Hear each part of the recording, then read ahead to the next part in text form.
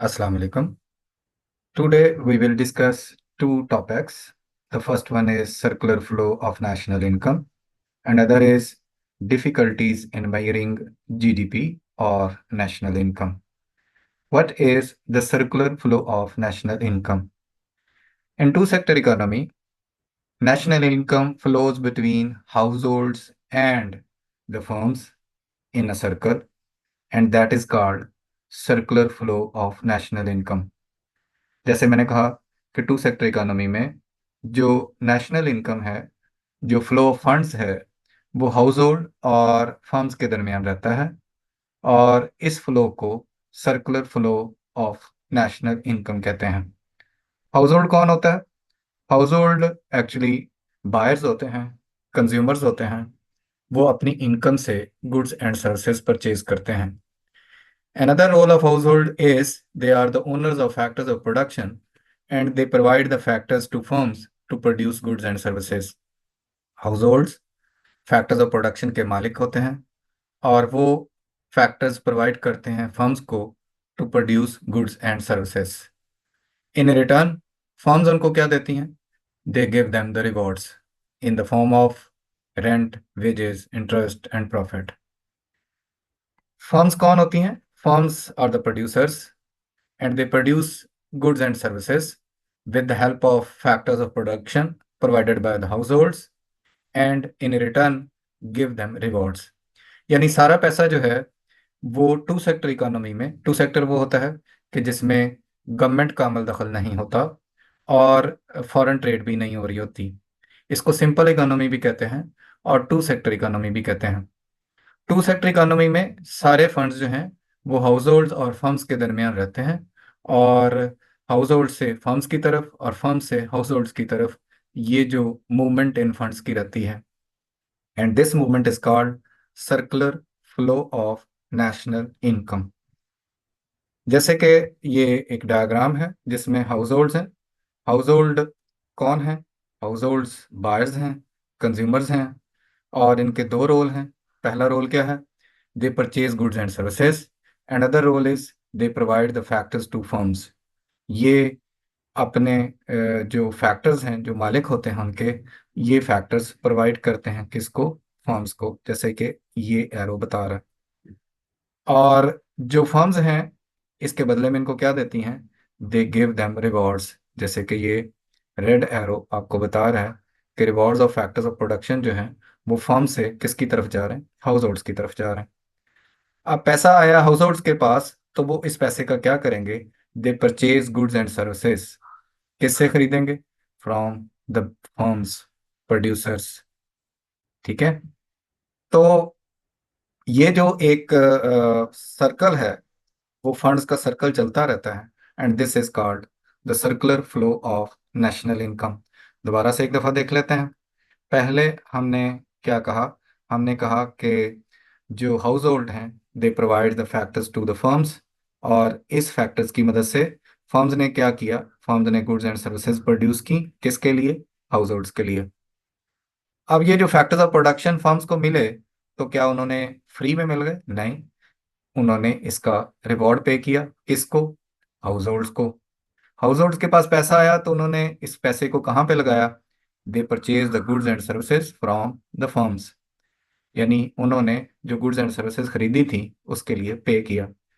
तो ये एक मूवमेंट है फंड्स की जो कि हाउस होल्ड्स और फर्म्स के दरमियान चल रही है, and this is called the circular flow of national income. अगर गौर से देखा जाए तो इस डायग्राम में दो फ्लो हैं, एक इनर है, एक आउटर फ्लो है। जो इनर फ्लो है वो रियल फ्लो है, flow of real national income है। जो आपकी जीडीपी है और जो आपकी नेशनल इनकम है वो इन रियल टर्म्स हैं। यानी फैक्टर्स हाउस होल्ड से फर्म्स के पास जा रहे हैं, and the firms are purchasing goods and firms are producing goods and services with the help of these factors. तो सारा कुछ क्या है? इन रियल टर्म्स है। तो the inner flow shows the real flow of real national income, और outer flow क्या show कर रहा है? कि फर्म जो हैं वो रिवार्ड्स दे रही हैं, और हाउस होल्ड जो हैं prices of goods and services दे रहे हैं फर्म्स को। और सारा कुछ क्या है, इन मॉनेटरी टर्म्स है, इन मनी टर्म्स है। तो जो आउटर फ्लो है वो मॉनेटरी फ्लो ऑफ जीडीपी, या आप कह सकते हो कि नेशनल इनकम है। तो this is called the circular flow of national income. अगर गौर से देखा जाए तो जो गुड्स एंड सर्विसेज की वैल्यू है, गुड्स एंड सर्विसेज की वैल्यू जो कि गुड्स एंड सर्विसेज बनी है, तो उसकी जो वैल्यू है वो इक्वल है जो उसको एक्सपेंडिचर दिए जा रहे हैं, यानी एग्रीगेट आउटपुट जो है वो एग्रीगेट एक्सपेंडिचर के इक्वल है। और ऊपर की तरफ देखें तो जो रिवॉर्ड्स हैं वो फैक्टर्स को पे हो रहे हैं, and that is equal to the rewards, and that is the aggregate income. यानी जो lower part of the diagram है वो आपका वैल्यू ऑफ एग्रीगेट आउटपुट है और एग्रीगेट एक्सपेंडिचर को एक्सप्रेस कर रहा है। जो अपर हिस्सा है वो आपकी एग्रीगेट इनकम को शो कर रहा है।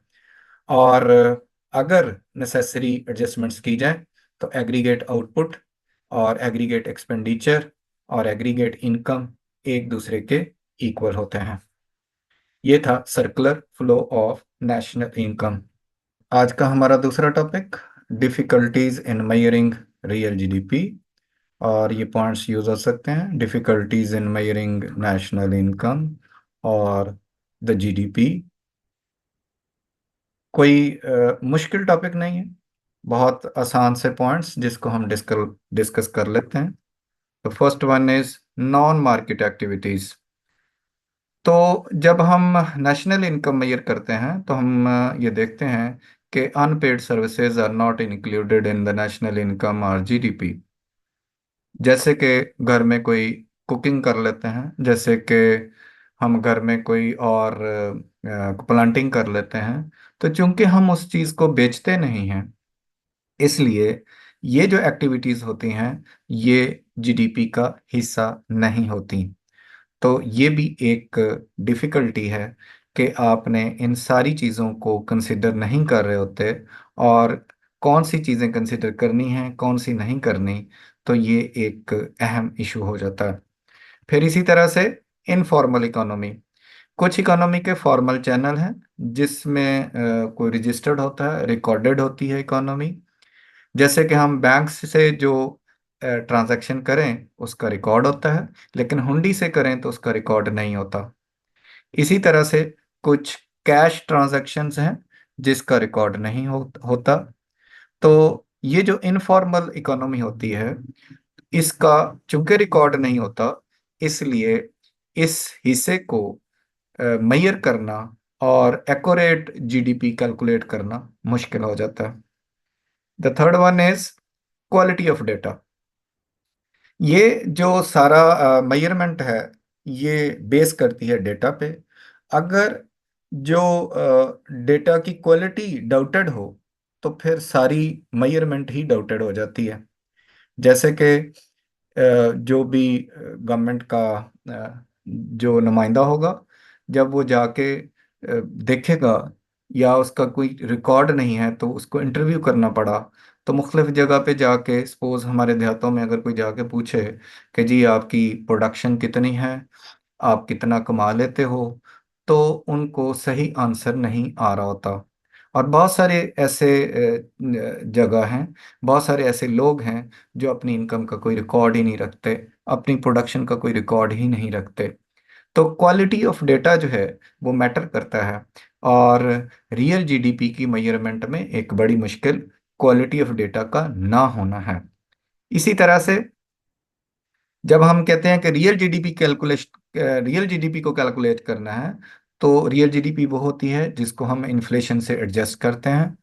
तो इन्फ्लेशन रेट कैलकुलेट करने के लिए हमें प्राइस इंडेक्स को कैलकुलेट करना पड़ता है, और प्राइस इंडेक्स के लिए हम कंज्यूमर प्राइस इंडेक्स कैलकुलेट करते हैं। कंज्यूमर प्राइस इंडेक्स में कौन सी बास्केट ऑफ गुड होनी चाहिए, वो कोर इन्फ्लेशन होनी चाहिए या उसमें कौन कौन से आइटम शामिल होने चाहिए। तो ये एक बड़ा क्वेश्चन है, और उसकी एडजस्टमेंट जो है वो भी एक बड़ा क्वेश्चन है, क्योंकि इस सारी चीज़ों पर एक अच्छा डेटा भी चाहिए होता है, और इस पे स्पेंडिंग भी हो रही होती है गवर्नमेंट की। तो ये भी एक बड़ी डिफिकल्टी है इन मेजरिंग नेशनल इनकम और रियल जीडीपी और रियल नेशनल इनकम। फिर कुछ चीज़ें इंटेंजिबल होती हैं। इंटेंजिबल जैसे कि कोई इंटेलेक्चुअल प्रॉपर्टी है, इंटेलेक्चुअल थॉट्स हैं, तो सॉफ्टवेयर्स हैं। तो जो इंटेंजिबल हैं उसको उसका रिकॉर्ड रखना, उसको वैल्यू देना, उसकी कितनी वैल्यू होगी, ये इसकी जो मेजरमेंट है, ये एक खासा मुश्किल टास्क है। इसी तरह से कुछ चीज़ें ऐसी होती हैं जैसे एनवायरनमेंट की क्वालिटी है, जैसे पोल्यूशन का ना होना है या पोल्यूशन का होना है, तो उसको आप किस तरह से इस सारे सिस्टम में लेके आएंगे और उसको कैसे कंसिडर करेंगे। और इसी तरह से जैसे और जो पब्लिक सर्विसेज हैं, उसको एक वैल्यू देना खासा मुश्किल टास्क है। फिर इसी तरह से है कि इकोनॉमिक स्ट्रक्चर में अगर चेंजेस आ जाएं, मसलन आप पहले मैन्युफैक्चरिंग कर रहे थे तो उसकी प्रोडक्शन जो गुड्स की वो इजी थी, लेकिन जब आप सर्विसेज पे चले गए तो उसको वैल्यू देना मुश्किल हो गया। फिर आप डिजिटल सिस्टम पे चले गए, फिर आप बहुत सारे लोग जब ऑनलाइन काम कर रहे होते हैं, तो हर चीज़ का रिकॉर्ड रखना, फ्रीलांसिंग और इस तरह के दूसरे इशू, तो हर चीज का रिकॉर्ड रखना जब इकोनॉमिक स्ट्रक्चर में चेंज आती है तो खासा मुश्किल हो जाता है। और ये भी एक मेजरमेंट में एक डिफिकल्टी सामने आती है। फिर इसी तरह से है एनवायरमेंटल एंड सोशल फैक्टर्स भी हैं। जैसे जैसे मैंने आपको कहा कि सपोज इनइक्वालिटी है। अब इनइक्वालिटी अगर आपकी जीडीपी की मेजरमेंट में कि आप कहें कि रियल जीडीपी तो बढ़ रही है, लेकिन इनइक्वालिटी भी बढ़ रही है, उस इनइक्वालिटी को कंसिडर करना इस सिस्टम में और उसको प्लेस देना एक मुश्किल टास्क है। फिर जो क्लाइमेट में चेंजेस आती हैं, एनवायरनमेंट में चेंजेस आती हैं, उनको किस तरह से इस सिस्टम में लेके आना चाहिए और किस तरह से उसको आपने रियल जीडीपी की मेजरमेंट में उसको कैसे प्लेस करना है, ये भी एक डिफिकल्ट टास्क है। तो ये था हमारा आज के टॉपिक्स। आज के इस लेक्चर में हमने दो टॉपिक्स डिस्कस किए। एक था circular flow of national income या सर्कुलर फ्लो ऑफ जीडीपी, और दूसरा था difficulties in measuring the GDP. तो इंशाल्लाह फिर किसी और लेक्चर के साथ हाजिर होंगे। आपके लिए इतना ही। जज़ाकल्लाह खैर। अल्लाह हाफिज़।